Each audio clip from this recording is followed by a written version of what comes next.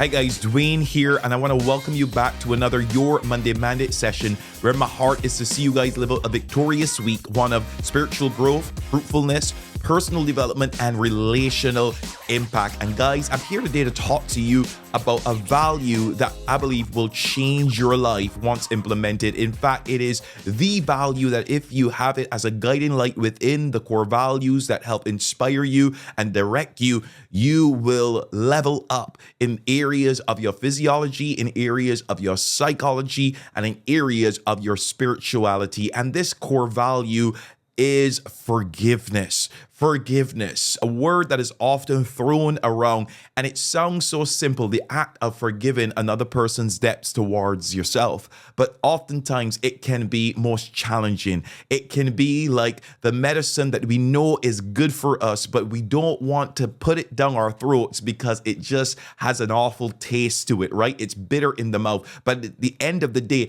it's going to be so good for you on so many different levels. And that's what forgiveness is like. And in fact, Jesus, when he was confronted by one of his disciples, Peter, in Matthew 18, who asked him, Jesus, how many times should I forgive? 7 times? And you see, he comes to the conversation with a quota already defined. This is how much I've decided, again, that I'm going to give another person a chance in my life. He says, okay, 7 times. And Jesus says, well, Peter, I want you to raise the bar a bit, 70 times 7. And what Jesus was saying was you can't just put a quota and a limit, again, as pertaining to how you will forgive and give a person grace. God does not put a quota on his love for you. God is gracious. He is merciful. He is kind. In fact, the Bible reminds us that we can come to him and obtain mercy and help in our times of trouble. So Jesus was helping Peter to lift the bar. And Jesus goes on to share a story that's quite important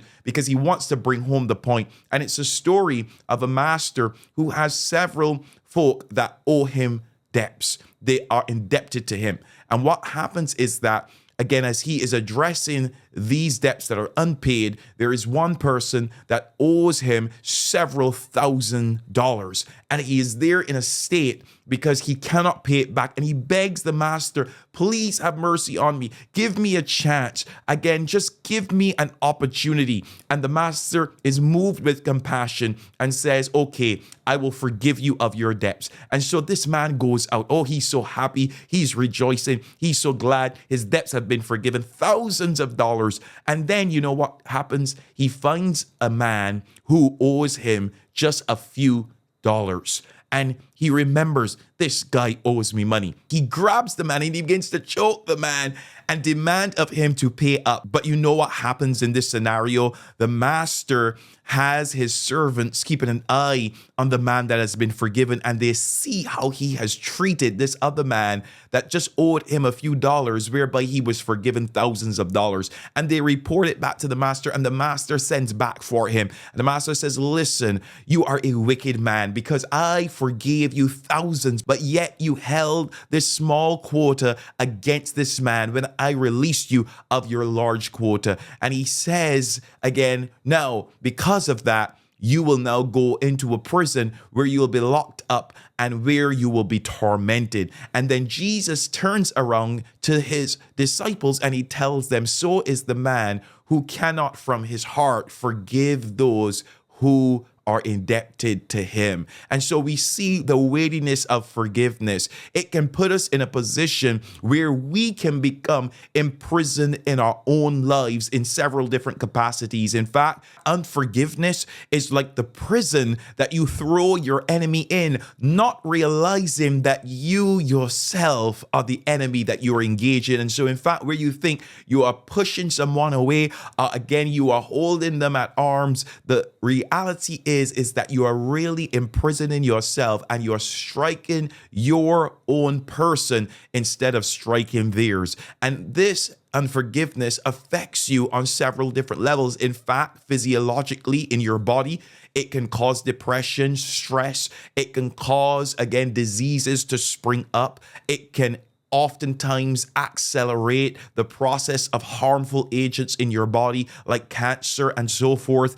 It can cause strokes and a myriad of issues. We have the studies to back it up. And as a counselor of over 2 decades, I can tell you that these are the facts because I have seen it myself, how when a person chooses the path of unforgiveness, it really does rot away their soul. And the person usually that they're holding at arms is off and away, prospering and living their life. It is not worth it, friends. It is not worth it to your health. It is also not worth it to your psychology, because what it does is that it wraps your mind in a place of resentment where your thoughts are bombarded by negativity. And when that begins to happen, when your soul is affected negatively, it also then leans into greater effect on your body, where, as I mentioned before, greater health issues can spring up. And as we saw from this very example, where Jesus says, if you cannot from your heart forgive, what will happen? You will not be forgiven by the Father. And so indeed it affects your spirituality. If there is one thing that can take you out the game, if there is one thing that can disqualify you from your eternal inheritance in God and even the rewards that He wants you to reap in the here and now on the earth, the goodness that He has laid up for you in the land of the living, it is unforgiveness, guys. And so we must be as Jesus encourages us to be. He says, blessed are the peacemakers, for these are the sons of God. And we must be quick to make peace and to strive after living in peace within our relationships. In fact, Paul in Romans 12 says, if it is possible, live at peace with all men. Strive to live at peace with all men. He also says in Romans 13 verse 8, let no debt be outstanding than the debt to love one another. And so as creatures created to love, we have to effervesce such kindness in our day-to-day. And so guys, I want to encourage you this week to take up the mandate to live out this value of forgiveness. You see, great leaders can come to a place where they can apologize and acknowledge their missteps, acknowledge their faults, acknowledge where they've gone wrong, asking for forgiveness, and they can initiate that conversation to the saving of a relationship. But poor leaders, what do? They make excuses for themselves. They guard against that place of humility that can mend bridges, and instead they burn them because in their hearts they see themselves as those who can do no wrong. Let apology be your practice. Let humility clothe you and be your practice. And let love guide you in your relationships and guide you in your life so that you can always have a heart of compassion towards others. I hold this dear to my heart in that God who has loved me has forgiven me.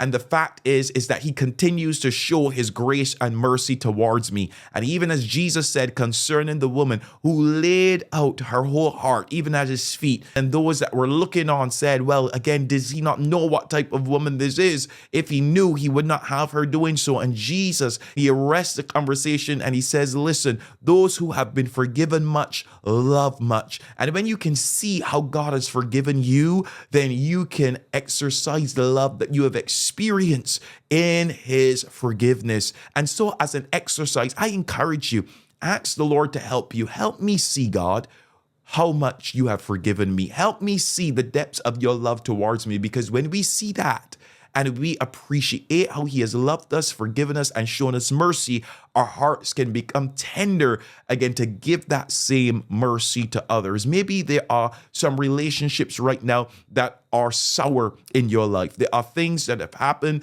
and you feel slighted, you feel offended. Listen, Jesus said in Luke 17, it is impossible that offense won't come. Meaning, offensive situations will happen, but you can choose forgiveness and where you act out as one who reconciles rather than being resentful. And I want to encourage you in this. Again, search your heart. See if there be any areas of unforgiveness towards others, again, that may have slighted you, again, that may have offended you. I encourage you, do not hold them captive in your heart, because remember, the enemy that you think you are imprisoning is really yourself.